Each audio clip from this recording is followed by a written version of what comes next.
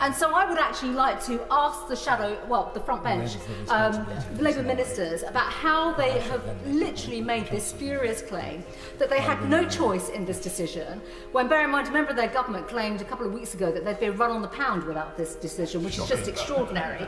The Labour Party's Chancellor Reeves has been torn to shreds by the Conservative Member of Parliament Priti Patel in the House of Commons debate. She bulldozed the Chancellor for cutting off the winter fuel funds from the pensioners and lining them into pockets of union paymasters. I thought that one of the first acts of this awful, cruel, ideological Labour government would be to assault the nation's pensioners and remove winter fuel payments. During the recent House of Commons debate, the Conservative Member of Parliament Priti Patel heavily criticized the Labour Party's stupid decisions immediately after winning the elections. Now, Reeves has already been facing a lot of heat after she announced that pensioners would be blocked from the winter fuel allowance, as the government intends to save a huge sum of £5.5 billion. But today I am making the difficult decision that those not in receipt of pension credit or certain other means-tested benefits will no longer receive the winter fuel payment from this year onwards. Is this what the Labour Party meant by "for the people"?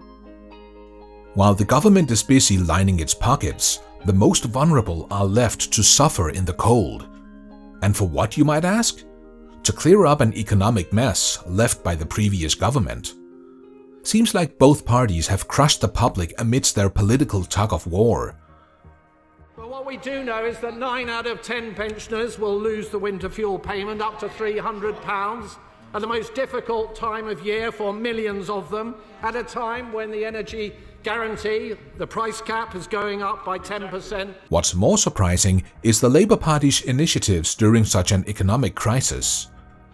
It seems like the £22 billion hole in the government's treasury hasn't stopped them from launching costly initiatives like GB Energy, a project that alone requires an investment of £8.3 billion. I made the choice to means test the winter fuel payment so that it's only targeted at those most in need. I know that not everyone in this hall or in the country will agree with every decision that I make. But I will not duck those decisions. Not for political expediency, not for personal advantage. Faced with that £22 billion black hole that the Conservatives left this year, and with a triple lock ensuring that the state pension will rise by an estimated £1,700 over the course of this Parliament. In a shocking turn of events, Labour's own members of Parliament have taken a stand against their party's controversial decision, challenging the cuts to winter fuel allowances with a bold motion to revert the disastrous choice. This has sparked a dispute between the Labour government itself, forcing Starmer to back foot out of public eyes. It's a daft decision, making people suffer for the sake of some vanity project the government's pushing, like the monument to their so-called achievements and, more importantly, their ticket to clinging onto power for a few more years. And I think, let's be quite candid, Madam Deputy Speaker, we are now seeing the nation's pensioners fall victim to what is an ideological decision, Labour's betrayal, while they literally succumb to their union paymasters through the gross amounts of public spending that they are shoveling in the pockets of many of their paymasters. Just when you thought the Labour government couldn't stoop any lower, a shocking revelation comes to light. The government has agreed to an unconditional raise in the ASLEF union, one of their main donors during campaigns and party affairs. Is anyone else seeing the blatant hypocrisy here? As the government prioritizes its political donors over the hardworking citizens who desperately need support, one has to wonder, for whom is the Labour Party really working? One has to see the comparison between pension cuts and a 22% pay rise for doctors to understand the Labour Party's utter hypocrisy. It is infuriating how the government keeps ranting about the rising financial troubles and constantly robs one group of the country of their rightful funds and pensions while giving unreasonable pay rise to another one. This sheer hypocrisy is nothing short of scandalous. Instead of providing the support and resources the elderly desperately need, the government seems hell-bent on making their lives even harder. Where's the compassion? Where's the accountability? It is quite interesting interesting that there's been so little transparency around the finances and the fiscal choices that this government has chosen to make.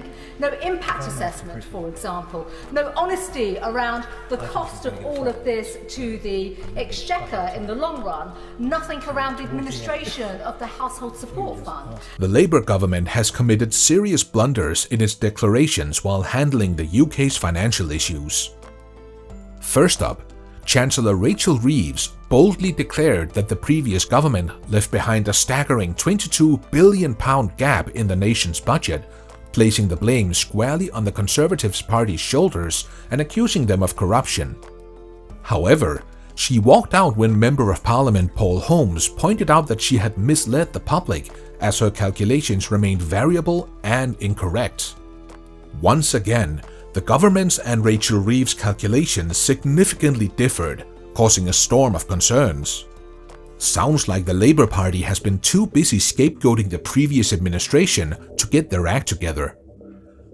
On a point of order, could I raise a significant issue that I'm concerned about in relation to the Chancellor of the Exchequer's statement earlier today? In her remarks, she obviously doesn't want to stay here to hear this. In her remarks today, the Chancellor appeared to indicate that the government knowingly laid wrong or misleading estimates before the House on Thursday last week, which differ significantly from what she has presented today.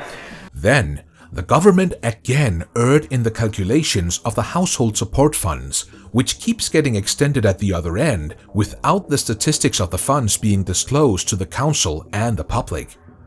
These points concern Priti Patel deeply, as she ripped the Labour approach apart with her bold statements. And so I would actually like to ask the front bench, the Labour ministers, about how they have literally made this spurious claim that they had no choice in this decision, when, bear in mind, a member of their government claimed a couple of weeks ago that they'd be run on the pound without this decision, which is just extraordinary. The overextension of household support funds and the sudden increase in the number of doctors in the union are steps that overshadow the government's claims that it would be incapable of handling the finances if it hadn't cut off the winter fuel allowances. Sounds like a joke, right? While they insist that pensioners must suffer for the sake of fiscal responsibility, they're simultaneously throwing money at support funds and union memberships like it's going out of style.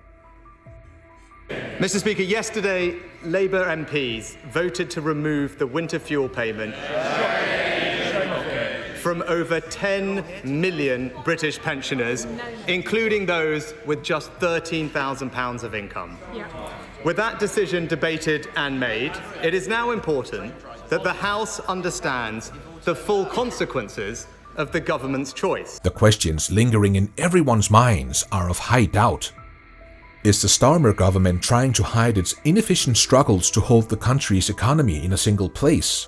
Or are they deliberately using the UK's capital for their benefit and casting a veil over its discrepancies, which have been exposed to the public? The Tory Member of Parliament Priti Patel was much more straightforward when she dumbfounded the Labour government, blowing them away with blazing questions. However, the Labour members of Parliament have no answer to the inquiries, and the Chancellor keeps deliberately shadowing the House of Commons meetings.